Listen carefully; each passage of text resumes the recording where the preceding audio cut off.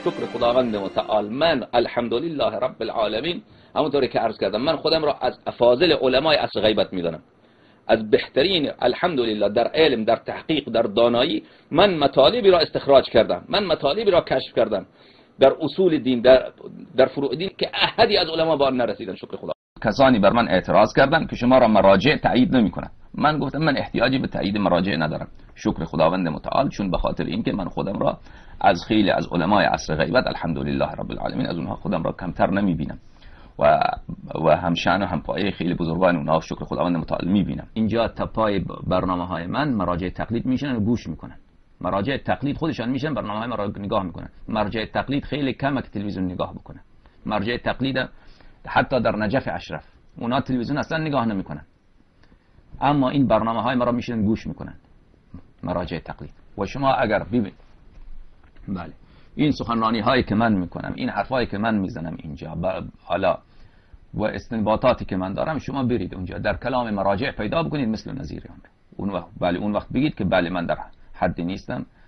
بله اینجا اساتید معروف درس خارج، اساتید معروف درس خارج که در شرف مرجعیت هستن، میشن برنامه ما رو به خاطر استفاده کردن نگاه میکنن. به خاطر استفاده کردن شکر خداوند متعال در حوزه های گوناگون، هم ایران هم عراق نگاه میکنن، هم برنامه فارسی هم برنامه های عربی را نگاه میکنن. فضلا در کشورهای اسلامی برنامه ما را نگاه میکنن به خاطر یاد گرفتن، به خاطر استفاده کردن. شکر خداوند متعال. بله من خودم را الحمدلله رب العالمین از خیلی از مراجع معاصر و گذشته بله در استنباط احکام و در فهم مسائل خودم را بالاتر میدانم. شکر خداوند متعال. این نه از باب این که من از باب هوای نفس بگویم، از باب این ریاست طلبی بگویم. حقیقت امر اینه. من مصداق این آیه هستم.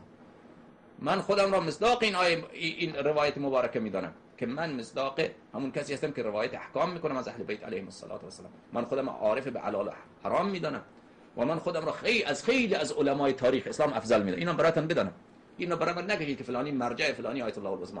من الحمدلله خداوند متعال قد به من فضل داده، قد قرب اهل بیت علیهم الصلاه و السلام داده که من خودم را از خیلی، اگر حالا دیگه من خود ستایی میشه، اما این قد چون مرا مجبور کردن مضطر کردن قد باید بگم، من خودم را از خیلی از علمای تاریخ اسلام، نه تنها معاصر، تاریخ اسلام الحمدلله به فضل اهل بیت علیهم الصلاه و السلام و به خاطر نوکری و گدایی در امیرالمومنین علیه السلام افضل میدانم. شکر خداوند. ادله شان بین خودم و خدایم دارم و خواص هم میدانن. شکر خداوند متعال. من الحمدلله رب العالمین من خودم را حجت بر مراجع میدانم. شکر خداوند متعال به فضل پروردگار عالم.